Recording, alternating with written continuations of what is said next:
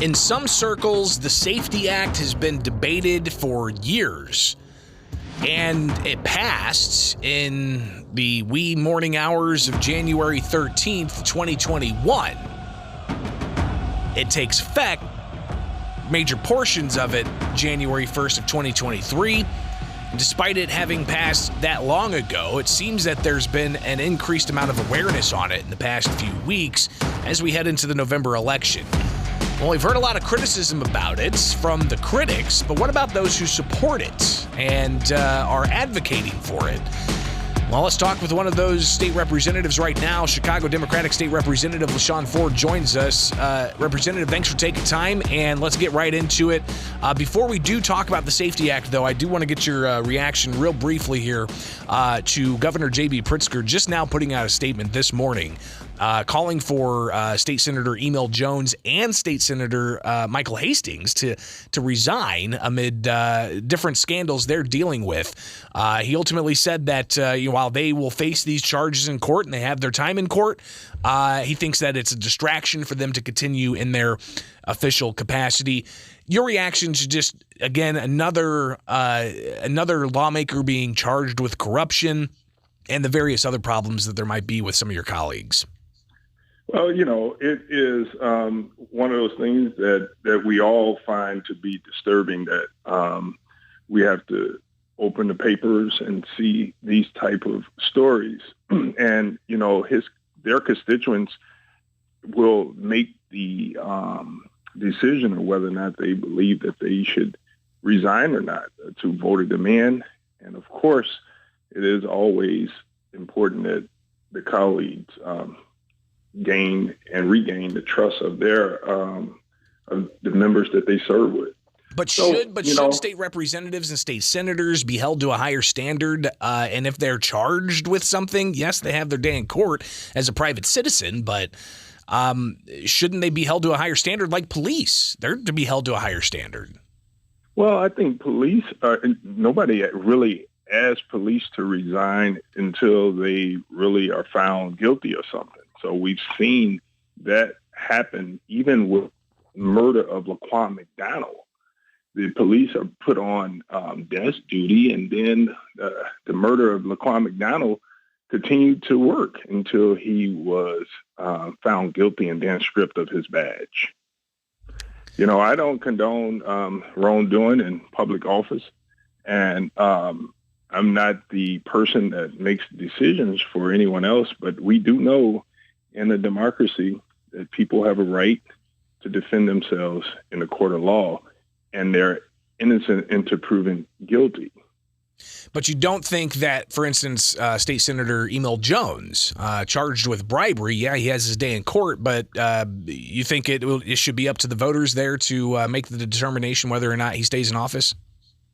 Well, a charge doesn't mean guilty. And so, I don't think anyone has seen any evidence to convict the senator at this time. So the question, to actually tell someone that they should resign, and you haven't heard the preponderance of evidence, it could be a stretch. So this should play out, and this should do what's best for his constituents and for the people of Illinois. If he feels that he's guilty of something, then it's going to be up to him to be honest about it and figure out what he should do. And the truth will one day come out. And just a charge doesn't mean guilty. And just to read the quote here from the governor, it says, "In the best interest of their constituents, these men must resign from their offices."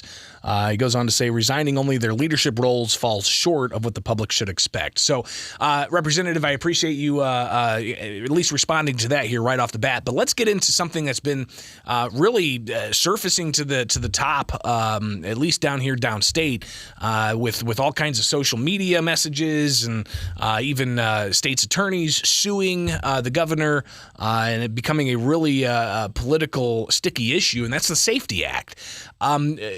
Respond to the criticism you've heard thus far about the no cash bail provisions. People worried that it's going to mean that violent criminals are released on the street. Well, one, we could talk about the cash bail system, and we could talk about the totality of the Safety Act, and we could talk about the Republicans that are out there sending signals that the apocalypse is about to come.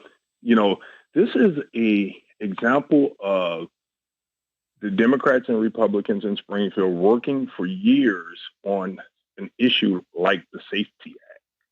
And the Republicans had a obligation to the people of Illinois to be honest in negotiations. They sat idly by and decided that they wouldn't come to the table or even object the way they're objecting now to concerns that they have. If there were serious concerns by the Republicans, they should have made a huge announcement then when we were negotiating the bill, but they didn't. So now all of a sudden they want to play politics instead of getting back to work to talk about how we can continue to move the needle on reform in our criminal justice system. Well, Representative, if I could, I'll push back a little bit. At the time, law enforcement officials and associations were saying that they weren't part of these negotiations. Yeah, I think that the Republicans were at the table, and they were and are the voice for their constituent base. And law enforcement was at the table.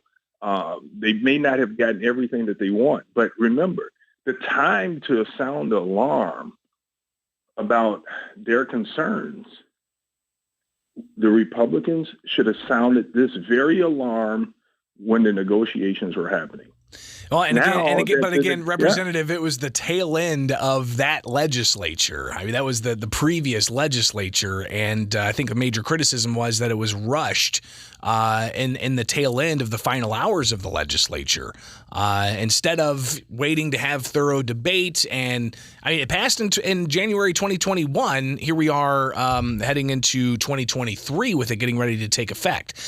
Exactly, and we've come back to Springfield over and over again, and the Republicans have made no notion to say we need to work together to fix something as relates to the Safety Act. So we've been to Springfield for a year, worked on issues, and they had no concerns. Now they find a way. I don't know if just being a neutral observer here, Representative, I think they have been raising their concerns. There were numerous press conferences for months from Republicans raising their concerns. But ultimately here, the election's coming up. You got a fall veto session that's going to be happening starting the week after the election.